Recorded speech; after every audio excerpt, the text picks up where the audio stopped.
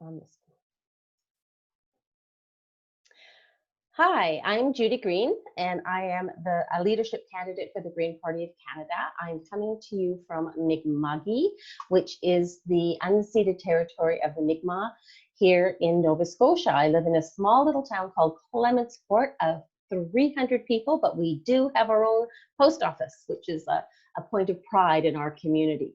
I have lived in 5 different provinces across Canada, everywhere from large cities like Edmonton and Ottawa to other small communities across the prairies. And I was born in BC, so I have been coast to coast. I'm still working on getting up to that third coast to have a visit in our north. I have led a very interesting life. My background is as an airframe technician in the Canadian military. I was one of the first women who worked on aircraft in our Canadian forces in the early 80s, and that has its own challenges. And I have supported my husband and my son who have long careers in the military. Both my parents were military as well. So we did a lot of traveling. I did my undergrad at Acadia University in computer science while I was raising my son.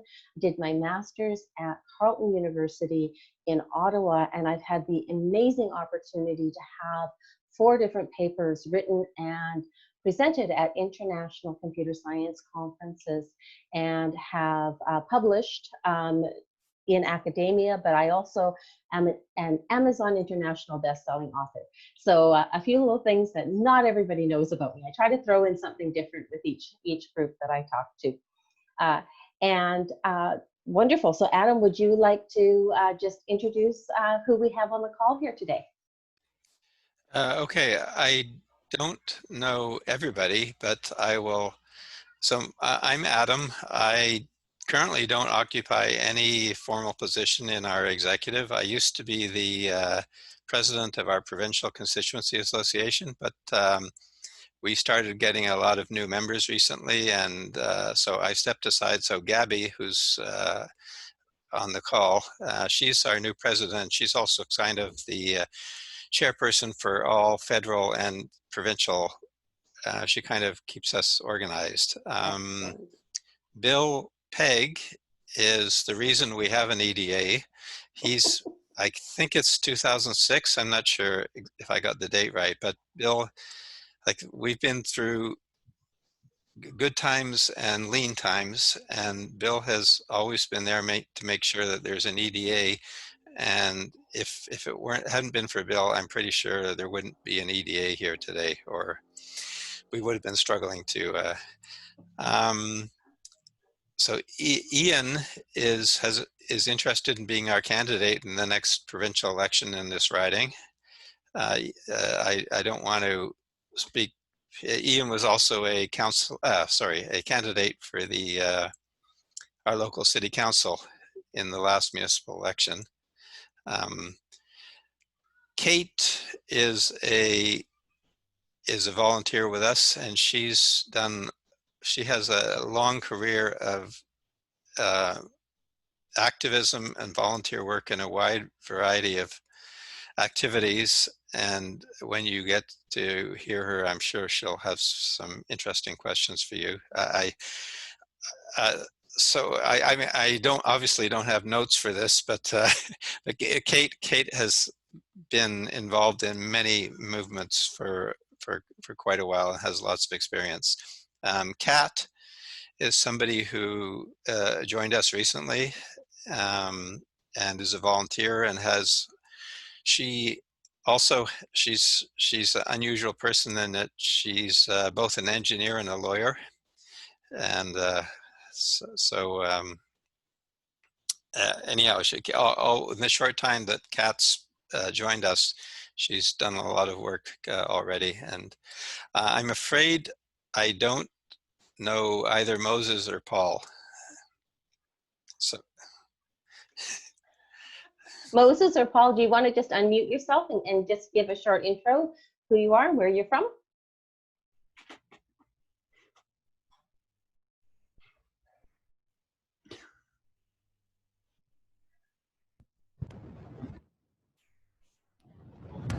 Oh, hi, Paul.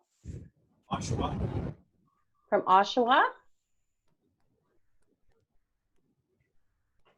Excellent. I'm having a hard time hearing you. Can anyone else hear Paul? I can't hear Paul.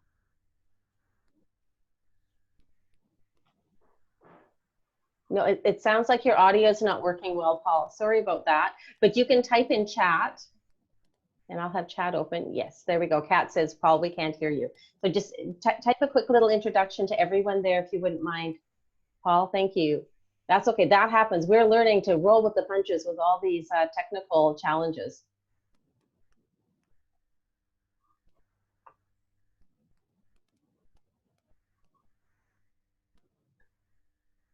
While Paul is typing, Moses, do you want to give a quick introduction?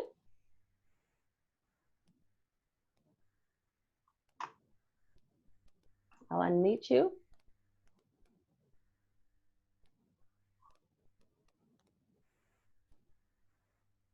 Are you there, Moses? Okay, I'm not getting a response from Moses. Paul, he says, fairly new member, just trying to learn more about the candidates. Awesome. Well, thank you all for joining us here tonight. I want to really applaud those who've been working hard in the EDA. You know, I totally get how important it is to have somebody like Bill. When I dropped into West Nova here, I've been here about 6 years, but have only been politically active the last couple of years. And we didn't have an active EDA in West Nova. We had our previous candidate who had done nothing for the EDA or even to open a Green Party email since he stepped down from his candidacy 4 years before. But I am infinitely grateful to him for keeping the EDA open so that, and running and putting in those forms every year, because that just would have been something else that we had to do to get it back up and running. So we had $36 in the bank account when we started. Can anyone else relate with campaigns starting from scratch each year? And so it's really, really critical. And, you know, Adam, very much like myself, I don't hold a position in our EDA right now, other than being the previous candidate, partly because we haven't had our AGM yet. So we're going to have our AGM just after the leadership contest in November. We're probably going to have to do it online. So we're all learning a little bit of how to do things differently, which has been quite interesting. And we have our provincial politics are really heating up right now. You may have heard that our Liberal Premier has announced he's stepping down as leader of his party. So there'll be a leadership contest here in Nova Scotia as well. So lots of things happening. Historically in West Nova, what would happen would be that because with fixed elections, we would have a provincial election, and then 2 years later would be a federal election, and then 2 years later we'd have a provincial election. So a lot of Greens in this area wear both the provincial and the federal hat and kind of bounce back and forth. But unfortunately, there really hasn't been a push to keep the EDA alive between elections, which is really, really critical to you know, making forward momentum rather than taking 2 steps forward and then 1 step back. You know, the world and the earth really needs us to be as effective as we can. And this time between elections is really critical for getting out into our communities, being green, attracting people who are green-minded as well, and having fun building your team. There's a lot of social things that need to happen in order to be very effective as a team. You know, that's what I did my master's thesis on, was growing and maintaining highly effective teams. And you need to invest that time. And that's why it's really important when you have meetings to, now we can't necessarily do that on Zoom, but in person, to have a potluck beforehand or some social time built into the meeting so that you get to know each other on a personal basis. And it's not just being very efficient and being in and then leaving. Because there's a lot of people who don't necessarily like hanging around in meetings. You know, they need more from the group. So it's important to be able to provide what everybody needs and to set up mentoring within your EDA so that new people coming in have a person that they can reach out to. if they have questions. Somebody who has that institutional knowledge is really critical. I would love to see EDA to EDA mentors. So established EDAs being matched with newer or growing EDAs so that they have access to that institutional knowledge that people have within the party. One of the things we discovered after the last election is that so many of the candidates felt like they did it alone, that there wasn't the support. They didn't have people they could reach out to. So that's something that we really need to work on throughout the party, is that we have these inter-EDA communications. And it's been quite alarming to find out that how difficult it is to actually get the information so that you can reach out to another EDA. And just think of it, that at the beginning, all 10 campaigns had to go through the same effort of going into Elections Canada, getting all of the contact information for the EDAs that are registered, and that's only the ones that are registered. Doesn't cover the associations. And sometimes an AGM has happened and then it has changed who that contact information is, and that's not updated. So then you had to call each and every EDA, find out that information, and try to keep it updated as AGMs go forward. And we wanted to do something and have contacts or access to what everybody's Facebook pages were. So we've gone in and we've added the Facebook pages that we could find. So we've got this really cool spreadsheet that we are going to be willing to share with everybody. It's all public knowledge. There's nothing coming from any Green Party, anything that's proprietary or we have to worry about being private. It's all public. But we are going to be making that available to anybody who asks. So you don't have to start at the very beginning again, because we need to be sharing these kinds of resources, and it might be worthwhile to even have it up on a shared Google Drive so that when EDAs change that contact information, they can update for their own EDA, which would be amazing. So that's a few things that we can do at a grassroots level that doesn't put strain on the staff at head office. So it's I could just talk on and on and on, but so I'm going to pause and ask if anybody has any questions.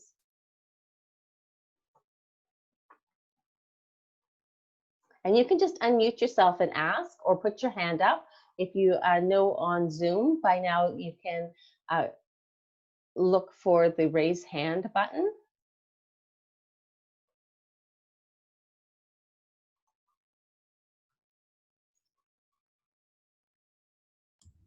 Hi, Judy. I'll go first. It's Ian. Okay, awesome. Thanks, Ian. I'm going to ask you a question that I've asked the other candidates, and that is, how would you differentiate the Green Party of Canada from the other major parties? Well, I think that the big thing is that we've almost got it. We've got the rhetoric right, but we've got to walk the talk, and that is that we do politics differently. And a large number of the people who I've spoken to who joined the Green Party joined it because we do politics differently. So we really have to be ethical. We really have to be walking the talk. And right now, I'm afraid that there are some challenges within the party where that's not happening. And unfortunately, it's holding us back. So we really have to, as a party, sit down and look at what it means to be green, what it means to be doing politics differently, because we're kind of pulling in a couple of different directions. It's like we've got this big cart and we've got like 3 sets of horses attached to it, but the links between the horses have separated and they're all just pulling in a little bit different direction. So we really need to do some of that work around that. We don't have a vision or a mission statement for the party. We have our 6 core principles, but we don't have a vision or a mission statement. And I think at this point in time, it would be really helpful to do that, to bring it together so that we can, and it's funny, the funny thing about vision and mission statements isn't so much the end product, it's the process of everybody thinking and aligning their personal goals with the group goal within the party. That is the most important part of it. So it doesn't mean a group of 5 people go off in a room and come up with it. We need that discussion within the membership and really to empower the membership. And that means giving them the tools and the training in order to grow the party at at the EDA level. And so, and that's not really happening. We are, I've been told so many times that people will come up with great ideas, and especially young Greens will come up with some really great ideas, and then they bring it to council, and council says great, and then they take it to staff, and staff says, well, we just don't have the resources to do it, and then it dies. And what I want us to do is that we have to start looking at the resources within the party, having structures in place that allow us to manage this, so it's not just a great gaggle of people doing their own thing, but have a structure in place that allows there to be people who are qualified in these different areas to be working on working groups that can put some of these ideas into practice. Like the amount of training and skills and knowledge that we have within our membership is absolutely amazing. And I don't see that same level in other parties. Like we have probably a higher level of academic training and really very thoughtful, deep thinkers in the party, which is great because it makes our policy really great. But sometimes that's a bit of a challenge because it doesn't translate always to the average person on the doorstep. So that's another area that we need to work on a little bit, is learning how to speak to people on the doorstep. I'm sorry, I don't think I was clear in my question. I apologize. What I mean to say is, how do you differentiate us from the other parties? If someone were to ask you, let's say on the doorstep, and give us like a 2-minute explanation as to what makes GPC different from Liberals or the NDP or the Conservatives for that matter. Okay, well, the Green Party of Canada is a party that is member driven. It's not a top down, it is a bottom up. It is a grassroots party. That means that we have many voices that are making sure that our policies are really robust. We do not whip votes. We have #1 priority for our MPs is to represent all constituents in their riding. We have, we really will never be corporate captured. That is completely against our whole principles and structure, that we are about people and the planet first. And that really drives our decisions. We are constrained by a set of principles that are used as a filter through which all of our decisions are being made. So we always have this ethical system or guideposts that make sure that we make the best decisions going forward. Would you add something to that, Ian? I would, yeah. Yeah, I'd love to hear it. I'm not running for the leadership of the party. But what would you add to that? Well, you know, people do ask me occasionally, and I try to distill it down to a few things. One is I say we're more future focused. Absolutely. You know, and what does that mean? I mean, we look at things through a prism of environmental, social, and economic sustainability, which the other parties tend not to do for whatever reason. And that's a big deal, you know, because and you know, that's one of many ways I would distinguish it, but that's the main. Exactly, and that's where our principles are. It's that lens, is that we look through that lens. But you're absolutely right about being the future thinking, and that's very different than any other party. I've always said long before I got into politics, is like trying to fix things within 4 years is ludicrous, because to actually do the upstream thinking, go back and find out what the real cause of it is, some of the solutions will take generations. So there needs to be a way that we can roll out solutions that will be true solutions and not just band-aids.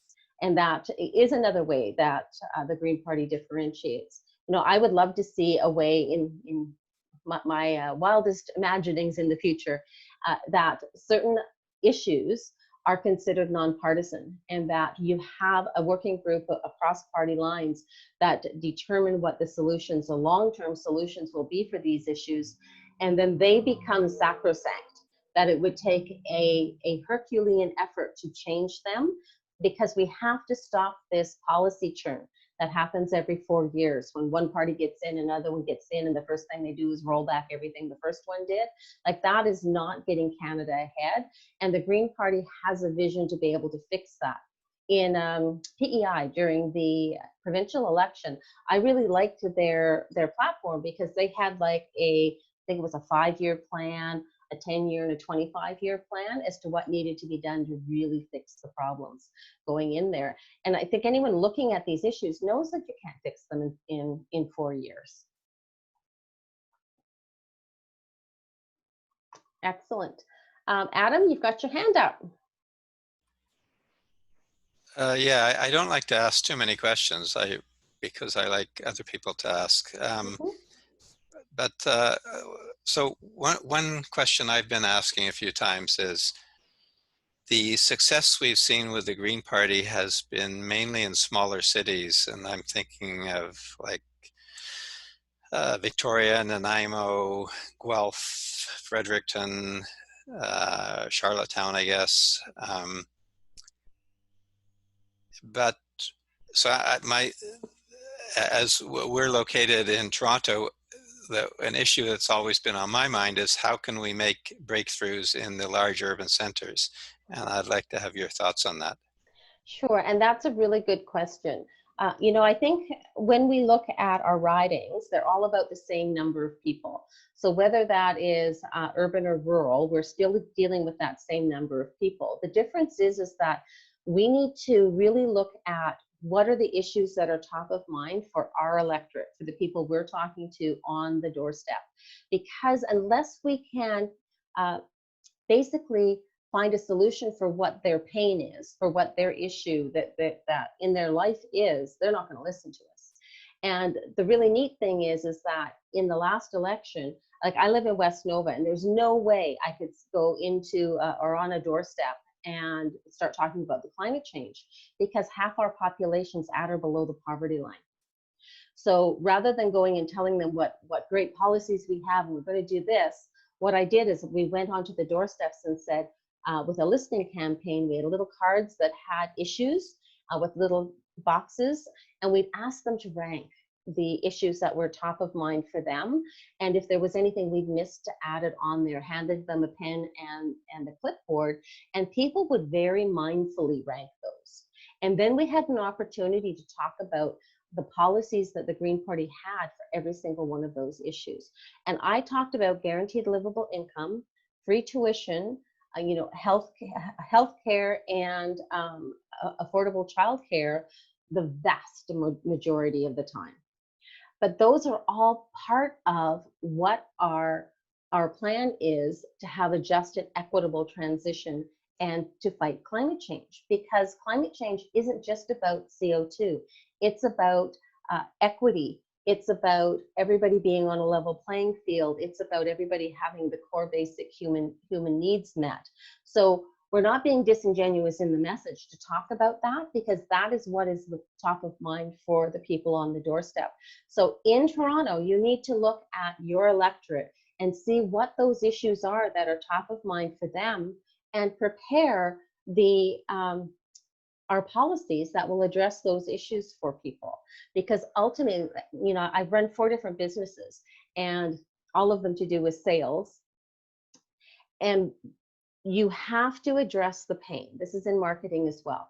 People have a pain point. You have to address the pain. And people will either move towards something that is going to alleviate their pain, or they'll move away from something that they're afraid of or is going to hurt.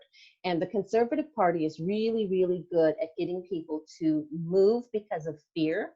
We have to turn that around. We have to have solutions that'll alleviate their pain, that we hear them, that what they're saying is important, that we're listening, and these solutions will address it.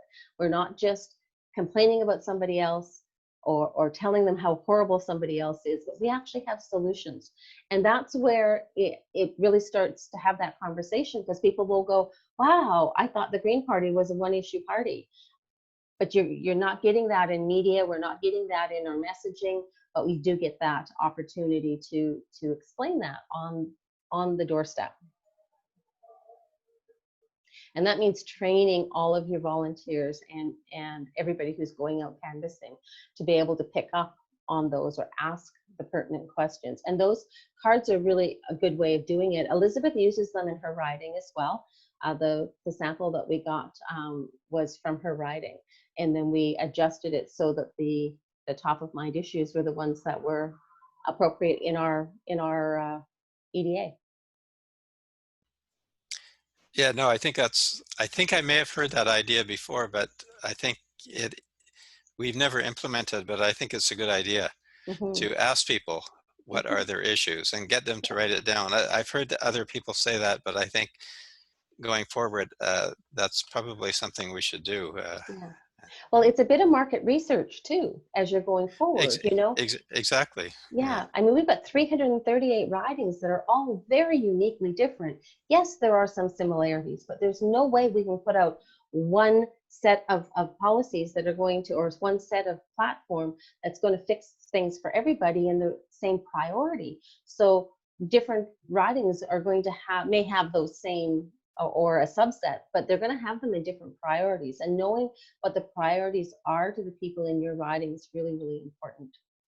And right now, I think for everybody, jobs is a really big one, you know, so that gives us the opportunity to talk about how many more jobs are going to be available, and high quality jobs, high paying jobs, when we do the transition to green renewable energy, and the infrastructure updates, and the, you know, the retrofits to net zero for all federal buildings. You know, that's a lot of employment that we're offering there that matches quite nicely to what people are doing in the oil field. It's really important not to set up an adversarial us versus them.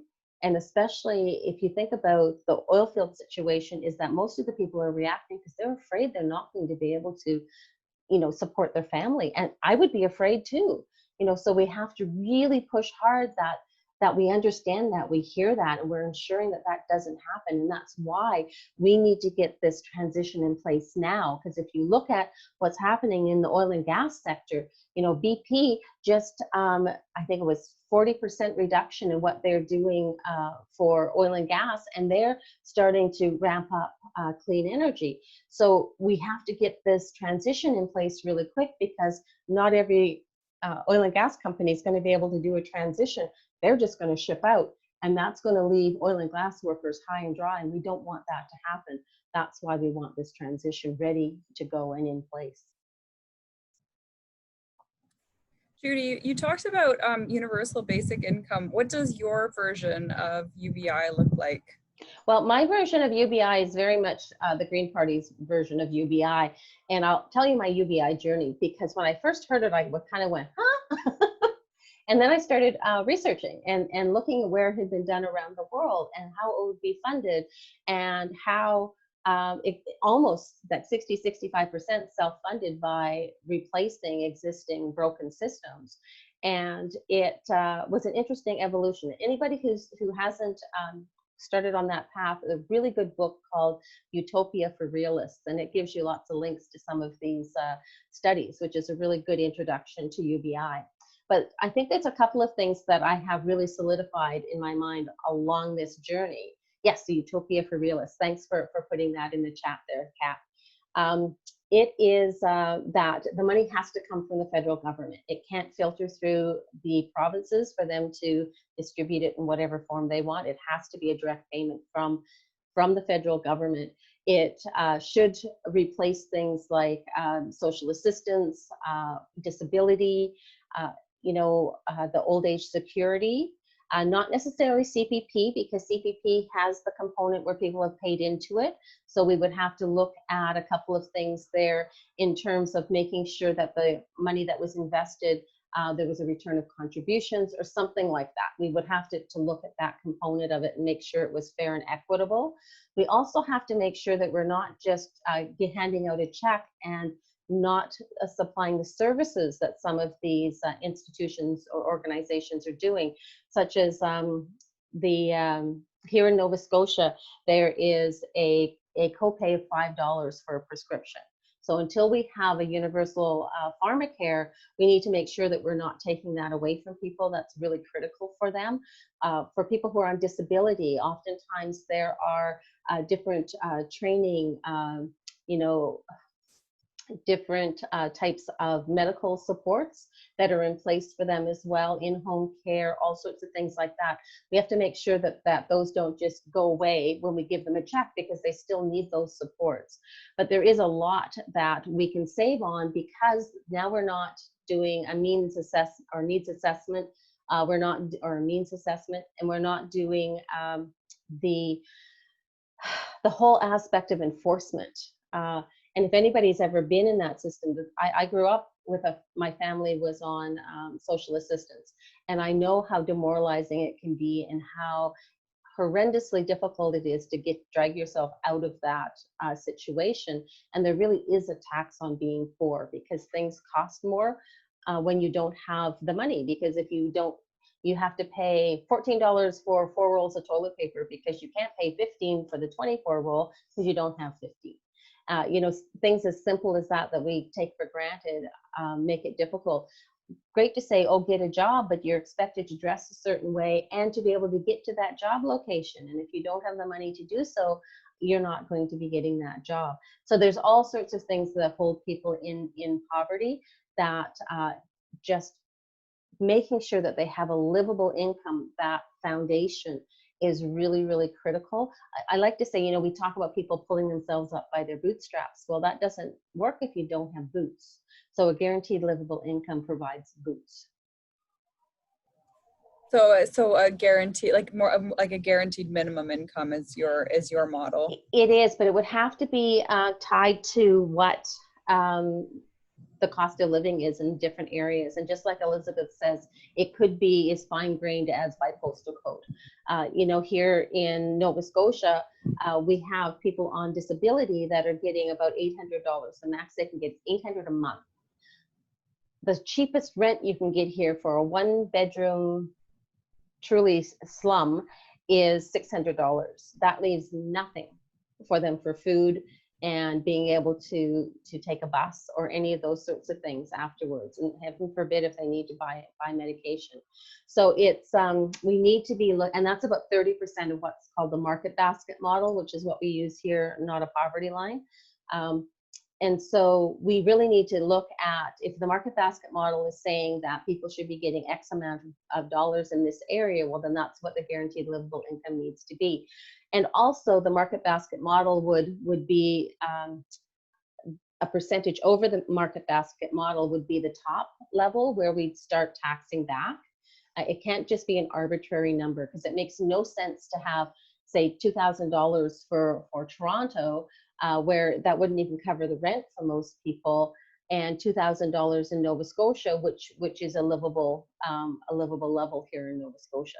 So we really do have to have it tied to the area. And as we talked about in the last election, that may take as much as 2 years to have the negotiations and working with the provinces to define what that will be in each area.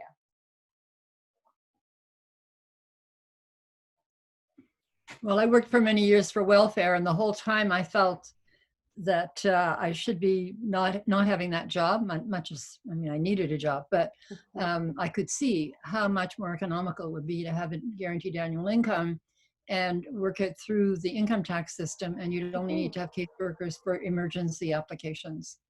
I want to ask you about something else. It's a really serious human rights issue. Sure. It's a federal issue as well as provincial and municipal, but the various levels of government are tossing it back and forth, and everyone's saying it's somebody else's problem. It affects 25% of the Canadian population, and that's the absolute lack of any law requiring any housing to be accessible. This is something I'm working on. I'm co-chair of the Accessible Housing Network. We're trying to get the building codes changed. Absolutely. The laws are contravening the charter, all the human rights codes, any accessibility acts in all the provinces and federally, and yet the governments say it's not their problem. And I don't know where they think people with disabilities are going to live. I think they're still in the back bedroom of the farm. They pass laws about workplaces, about public spaces, which aren't enforced, but at least they're Their laws are starting to change there, but nothing on housing. And it has nothing to do with the cost, because it costs less than 1% more to make housing, especially apartments, accessible. Yeah. So we need to have the human rights laws enforced. I What agree we do totally, to help with them. absolutely. Yeah, we have challenges here because so many of our houses are older, like century or 200 or 300 years old, and so they were not designed accessible, and so that they use that as an excuse for not making them accessible, and many of them have been broken into apartments. So that makes it really a challenge for everybody. But I think, you know, there's a couple of problems with housing. One of them is that it's become an investment, not a right. I think livable, accessible housing needs to be considered a human right. And if anyone's seen the donut economic model, I love that they've got housing as their you know, their social floor for that economic model, because it addresses things like accessibility and making sure that everybody has access to affordable, safe housing. It's you know, here in Nova Scotia, they have a limited number of people who are designated to be able to do the investigations and to say whether someplace is safe enough to rent out even. So even here we have, because it's smaller towns, and even in Halifax, they don't have the staff that are trained well enough to actually make that determination, so they just ignore it. And pardon me, I suspect that's happening across the board. And so we have the laws on the books, but then again, they're not being enforced. So there needs to be more of a light shone on the issue. And we need to be looking at some of these housing areas where we have outside speculation, like offshore speculation and buying into the housing market, that's pushing the prices up and outside of the reach of the average person living in that area to be able to have affordable housing. You know, it's a much larger problem across the board in terms of housing. As you know, the Green Party wants to do really incentivize things like co-ops and affordable housing. It's really, really critical. There's some really unique things that are being done here in Nova Scotia. We had a housing symposium here last year, and youth housing and homelessness is a really big problem here. A lot of the youth are couch surfing because they can't afford, you know, even if they're working 1 or 2 jobs, they can't afford a house or an apartment. So there needs to be some really unique ways of having affordable housing so people can get on their feet.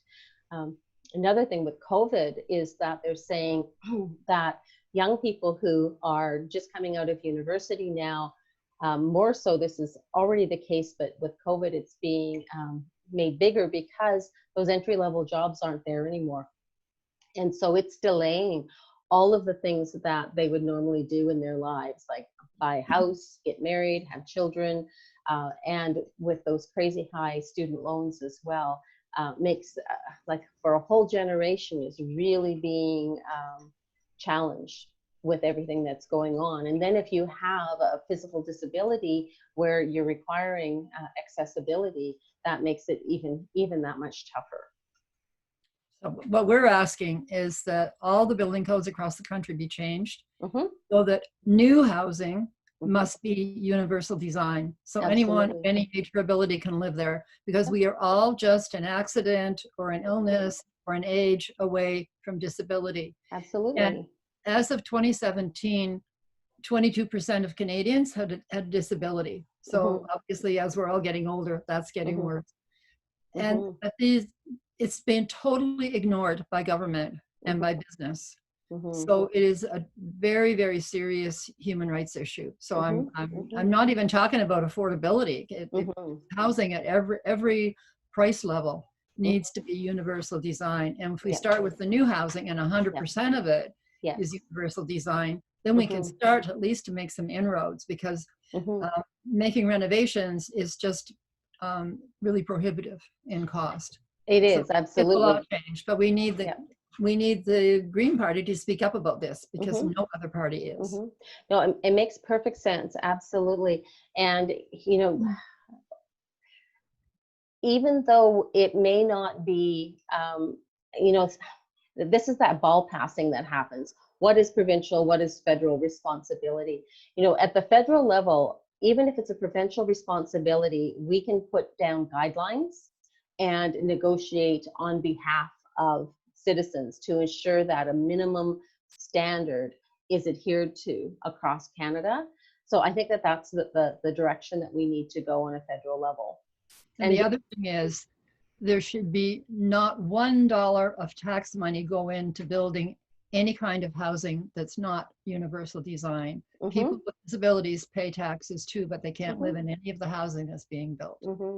Yeah, no, that's not a bad suggestion at all. You know, that's one of the few levers that we have as you know, in the federal government, is deciding who gets the subsidies and who doesn't. And so we want to subsidize behaviors that we want and take subsidies away from behaviors that we don't want. Excellent. Thanks for bringing that up, Kate. Adam just says he just finished reading Utopia for Realists. Excellent. Okay, do we It's been have another? recommended to me like 3 times in the last few days, so I just put it in my basket. Excellent, excellent. I know I've started a, well, one of the things I wanted to start here in West Nova, but then I kind of got busy with this whole leadership race thing, was, I know it takes up so much time, but is a reading club, because that's one of the ways that we can come together and get to know each other better. If we start having a list of books and choose one and then read it together and discuss it. And there is, people are giving me all the time. So there's a whole bunch on Indigenous challenges and issues in history. There's a whole bunch on, you know, the UBI and the social, you know, safety net. And then there's a whole bunch on the climate and ecology as well. So it's really cool how big this list is getting. And there are other EDAs too. I think Megan Ardike has started a list as well. I think that they may be doing something out in her riding as well. I think that's North Van. So it's something you guys might want to consider. Sounds like a lot of fun. Yeah, it does. And I think that that's one of the keys to really attracting people to the party, is to do some things that are fun. You know, we do some hard work, but we need to do some stuff that's fun as well. And it's okay to have fun. And when I was talking to one of the co-campaign managers for Jenica Atlin's campaign, we had, I started, because I'm active with the provincial Greens here as well, we started reaching out to winning campaigns and asking them to do webinars for us, tips and tricks from a winning campaign. And Jenica's campaign did that for us.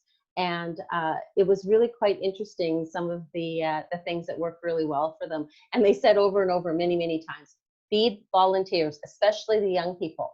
You know, it has to, their campaign office is right beside a pizza shop, so that worked really well for them.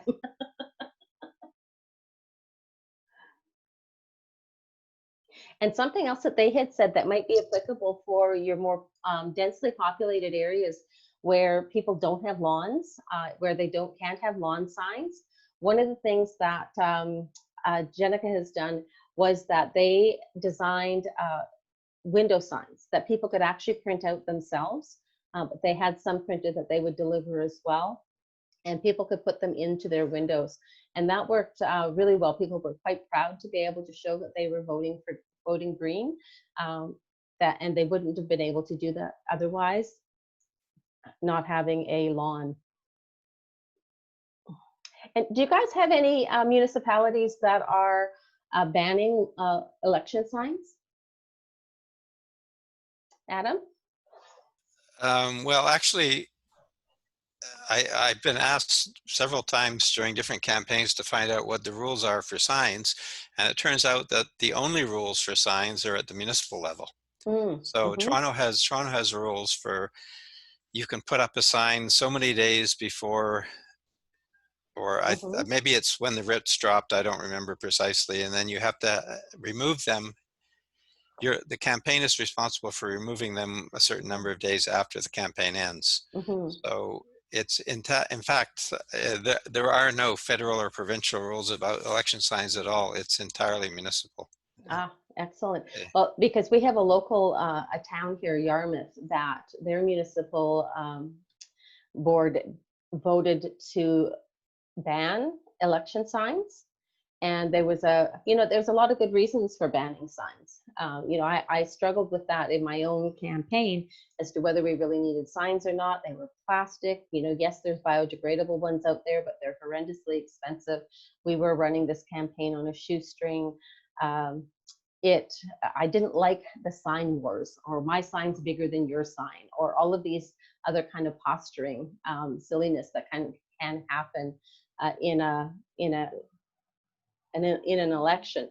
So we kind of came up with our own sign policy that dealt with some of those issues.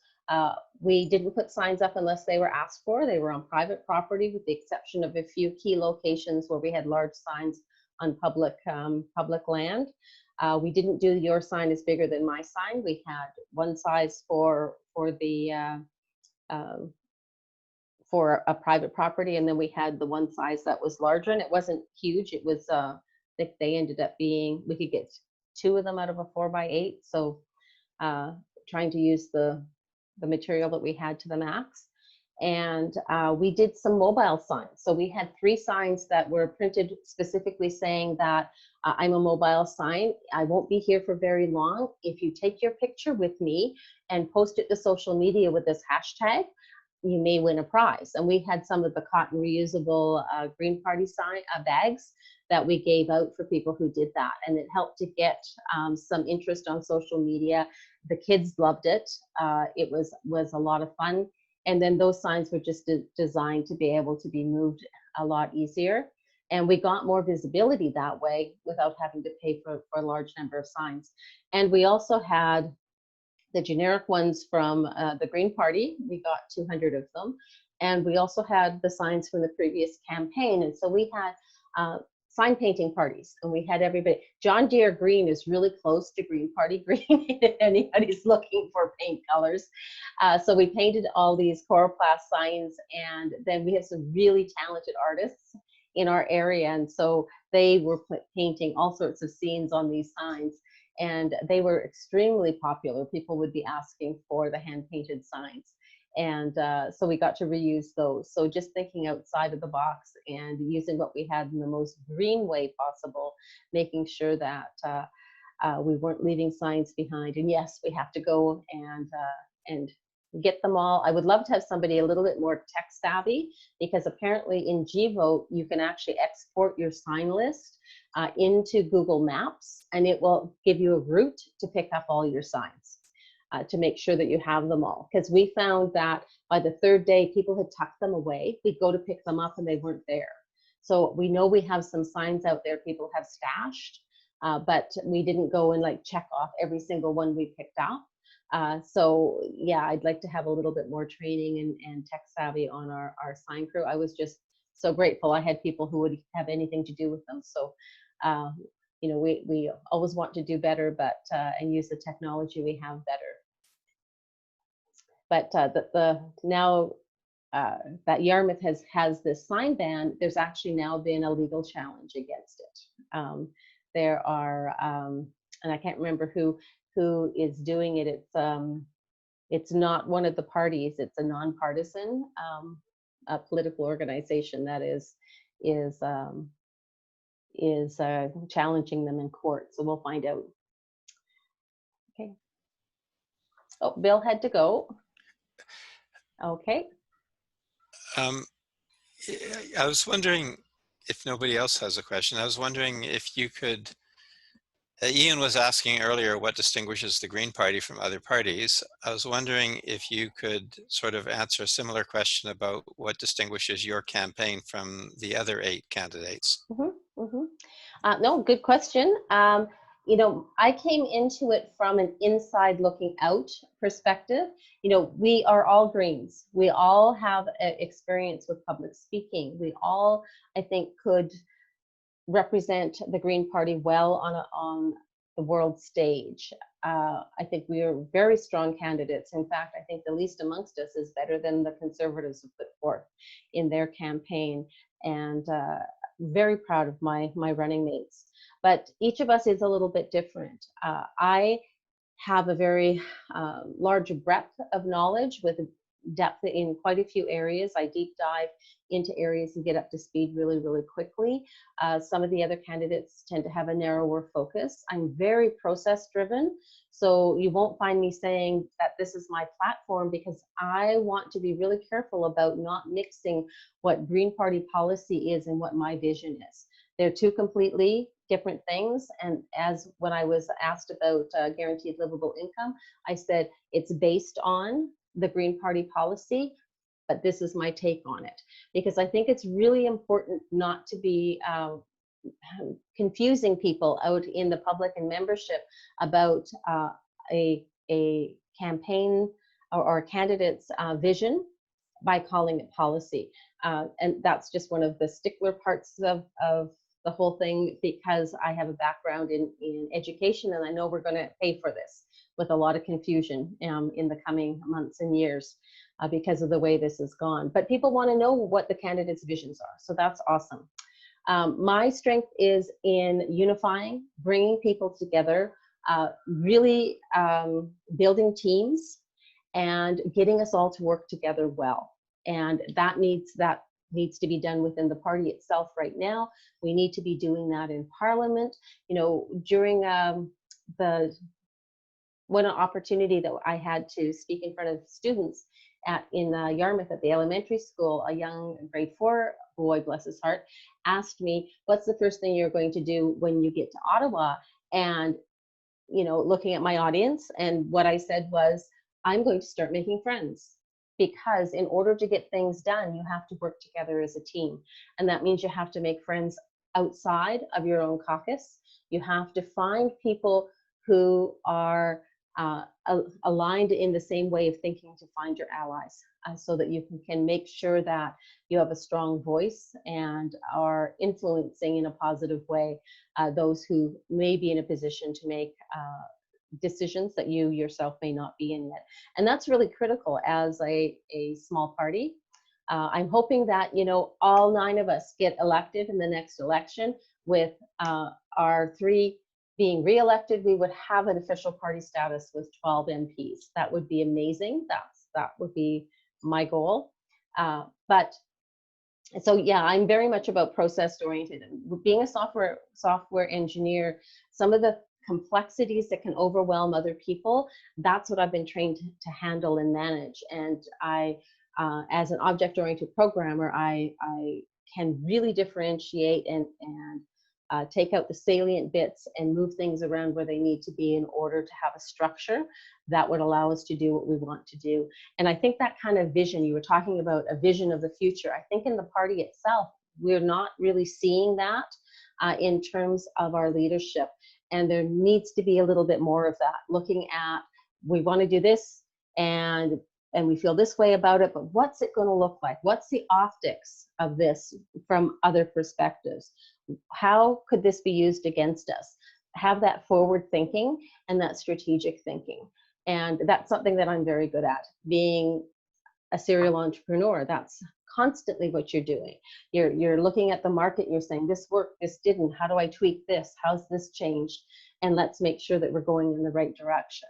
And that's something that happens very quickly for somebody who's been skilled in doing this for decades. I hope that answers your question. Not a straightforward answer. Well, it's not the kind of question that has a straightforward answer, maybe. Mm-hmm.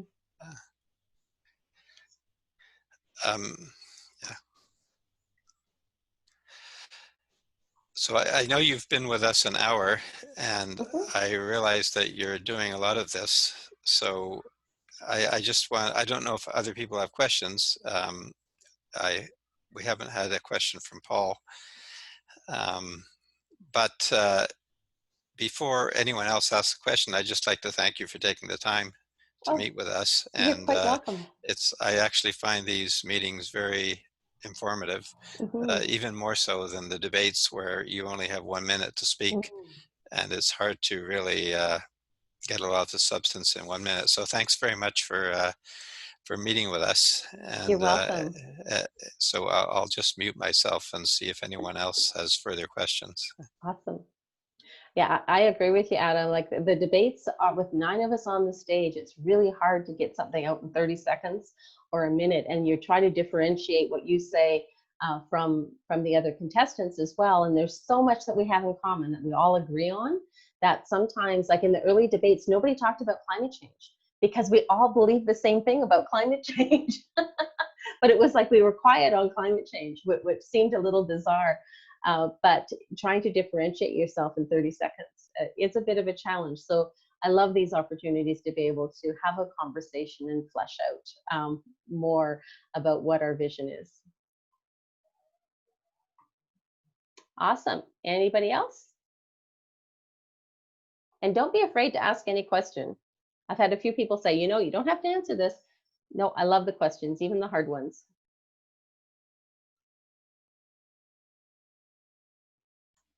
Well, if you're really asking for a hard question, and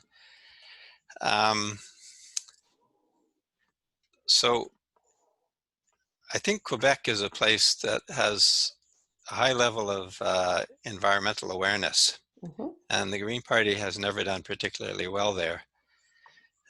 So I watched the Quebec debate, Mhm. and so I'm just wondering how,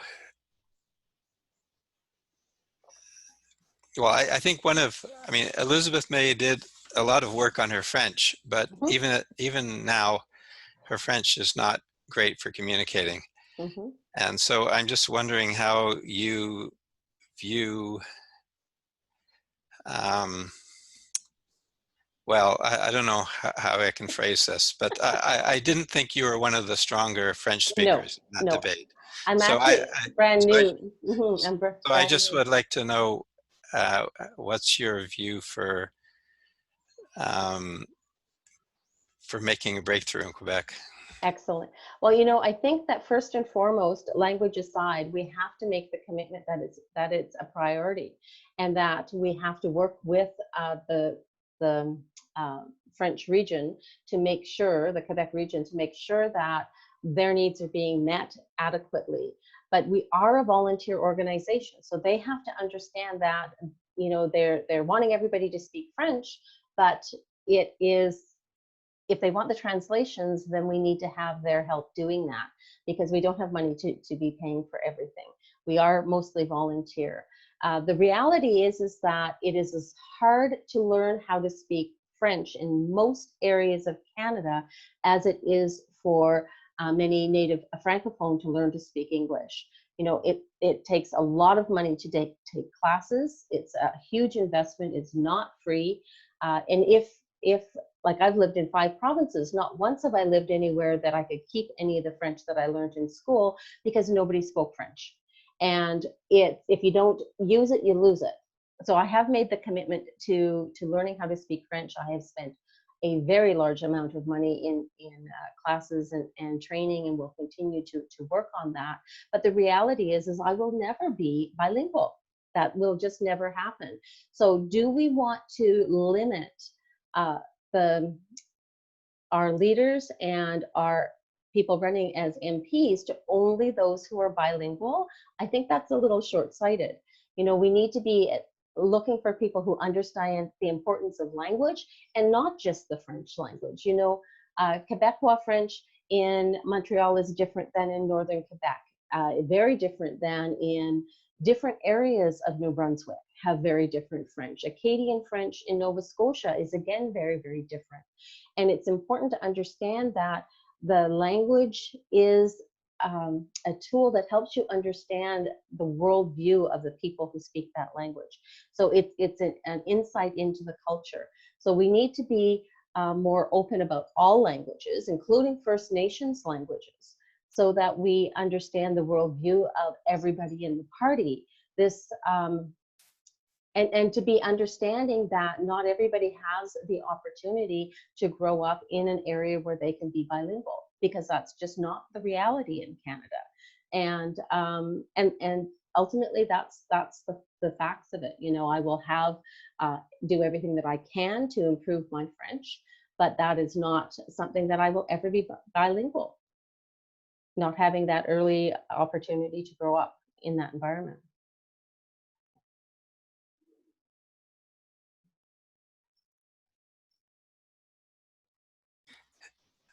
Thanks. I only asked the question because you were asking for hard questions. Absolutely, yeah. No, and I get asked that one fairly often, and mostly by francophones.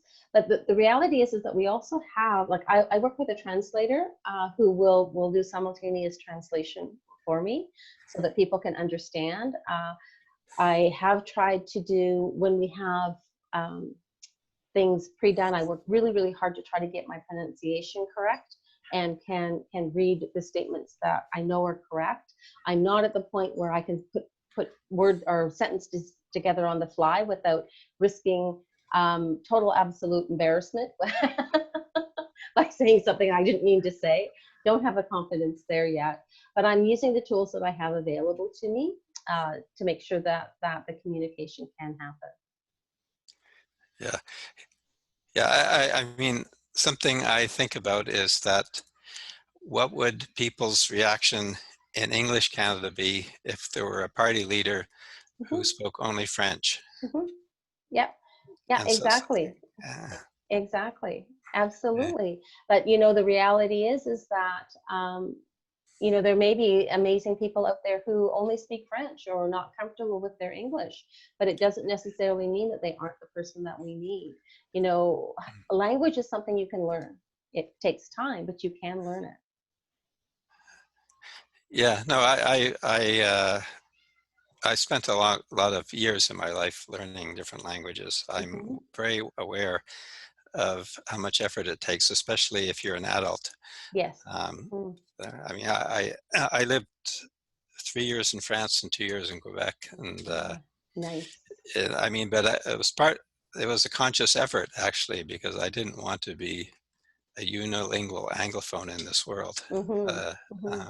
Well, we had actually tried to get our son into French immersion when we were living in Shearwater, just outside of Halifax, and they wouldn't take him because neither his father nor I spoke French. So even in trying to get our child in there, recognizing how important it was for him to have that opportunity, he wasn't allowed to do it. Yeah.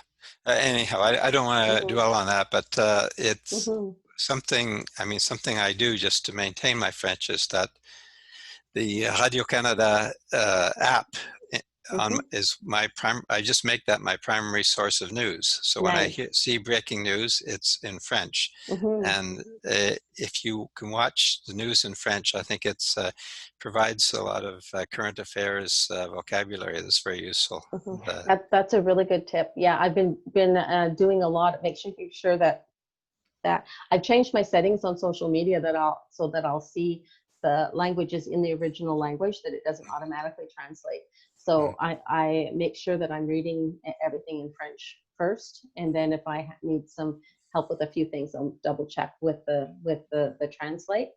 But I've also been doing every day listening to. I've got a whole bunch of videos, and I've got an app that I work on every day as well. So it's getting there. It's getting there. Yeah. Anyhow, I'm going to mute myself, but thank you again. Thank you for that. You've given us more time than we asked for, and it's really appreciated. And I can see how dark it is outside where you are. Yes, you're an hour ahead at least. Yeah, and the Perseid meteor shower will be on tonight up until another hour and a half. I'm not staying up. I think it might be easier for you. But, yes. Okay, awesome. Thank you all so very, very much. I appreciate it. Thanks again. Bye.